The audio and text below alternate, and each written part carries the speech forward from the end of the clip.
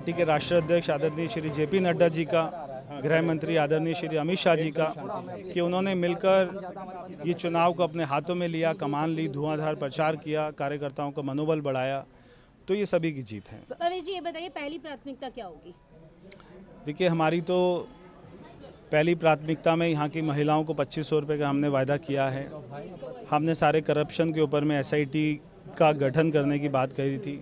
हमने Yamuna river front बनाने की बात करी थी। दिल्ली में पोल्यूशन कम करने की बात करी थी। दिल्ली में ट्रैफिक कंजेशन कम करने की बात की थी। सारी की सारी दिल्ली को अच्छा सुंदर बनाना, दिल्ली को अच्छी राजधानी बनाना, जैसे दुनिया में राजधानी होती हैं वैसा बनाना कि दिल्ली वालों को ऐसी राजधानी पे गर्व हो, ऐसी राजधानी मिलके बनाएंगे। तो सारी हमारी प्राथमिकता है। परवेश, सबसे पहली जो प्राथमिकता है CM पद की, अगर दिल्ली की बात करें तो आपका नाम सबसे पहले आया, क्या कहिए इस बार? देखिए, हम ऐसी पार्टी में काम करते हैं जिसमें पार्टी का विधायक दल तय करता है, उसके बाद में पार्टी की लीडरशिप उस पर अपनी मोहर लगाती है।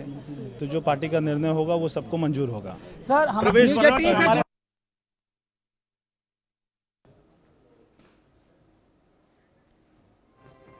तो देखिए तस्वीरें, सेलिब्रेशन की तस्वीरें, जीत के बाद की ये तस्वीरें। आंकड़े एक बार आपको फिर बताना बेहद जरूरी है।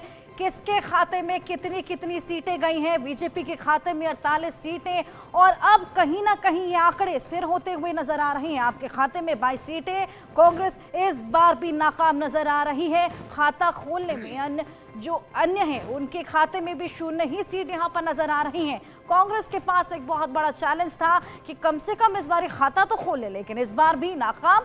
और वहीं आप और बीजेपी के हालांकि वोट फीसदी में कुछ खास अंतर नहीं है, लेकिन यहाँ देखिए नेक टू नेक कंपटीशन होने के बावजूद जनता ने बता दिया कि वो आपसे बदलाव चाहती है। आपके खाते में 22 सीटें, बीजेपी के खाते में 48 सीटें बहुमत बनाती यहाँ नजर आती है। उसका श्रेय PM मोदी को, जिस तरीके से उन्होंने जनसभाएं की थी, लगातार ग्राउंड जीरो पर उतरे थे तमाम दिग्गज, जो कि ग्राउंड जीरो पर उतरकर तमाम सभाएं करते हुए नजर आए थे। आखिरकार वो मेहनत रंग लाती हुई नजर आ रही है। और यहाँ पर आप